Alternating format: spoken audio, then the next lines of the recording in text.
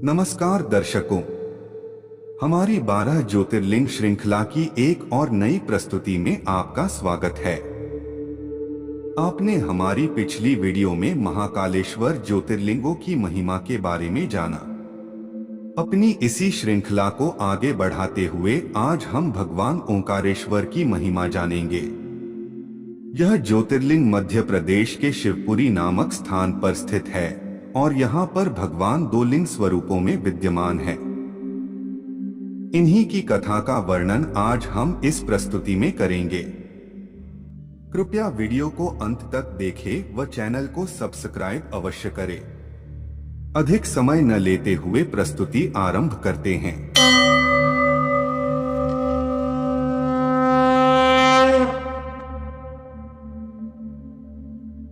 शिव पुराण के कोटि रुद्र संहिता में यह संपूर्ण वृतांत वर्णित किया गया है।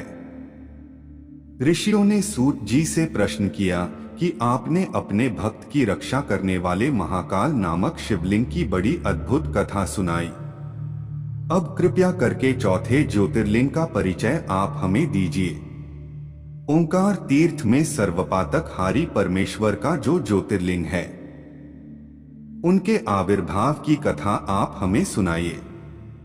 फिर सूत जी बोले, है महर्षियों, ओंकार तीर्थ में परमेश्वर और ओंकार स्वरूप ज्योतिर्लिंग जिस प्रकार प्रकट हुए, मैं इनकी महिमा तुम्हें बताता हूं। प्रेम से सुनो। एक समय की बात है, नारद मुनि गोकर्ण नामक भगवान शिव के समीप जाकर बड़ी भक्ति के साथ उनकी सेवा करने लगे। कुछ समय के बाद वे मुनि श्रेष्ठ वहां से पर्वतराज विंध्य पर आए और विंध्य ने वहां बड़े आदर के साथ उनका पूजन किया।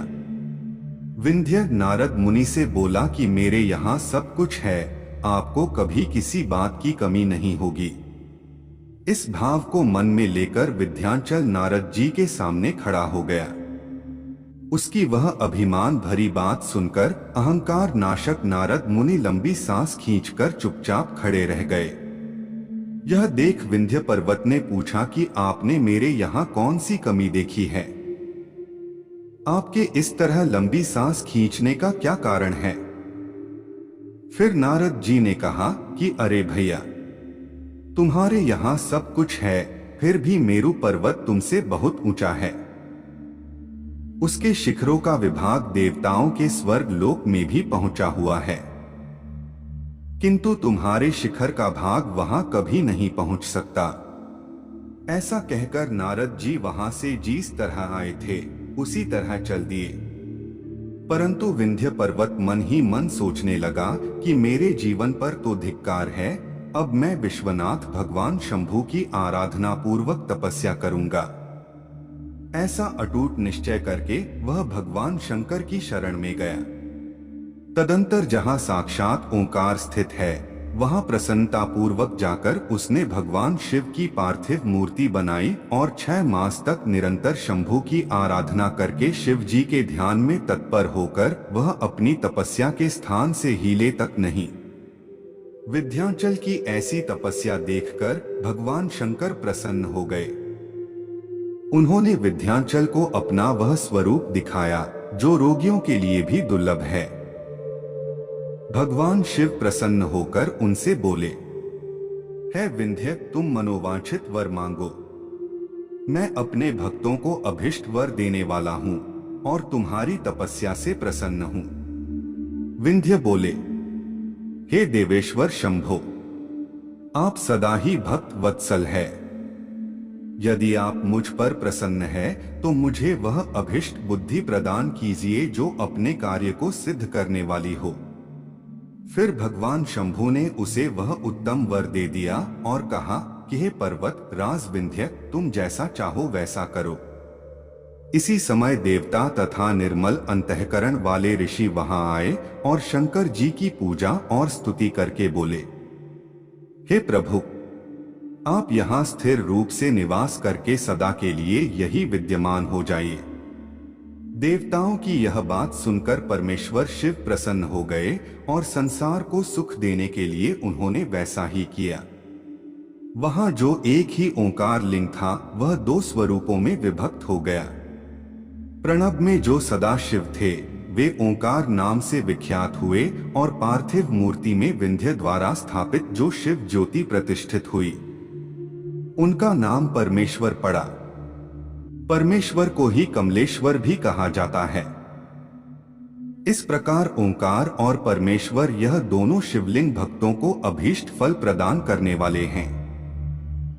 उस समय देवताओं और ऋषियों ने उन दोनों लिंगों की पूजा की और भगवान शिव को संतुष्ट करके अनेक वर प्राप्त किए। तत्पश्चात देवता अपने अपने स्थान को गए और विद्यांचल भी अधिक प्रसन्नता का अनुभव करने लगा। उसने अपने अभीष्ट कार्य को सिद्ध किया और मानसिक परिताप को त्याग दिया।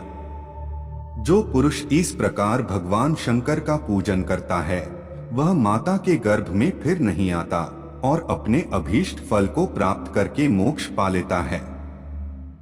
इसमें कोई संशय नहीं है।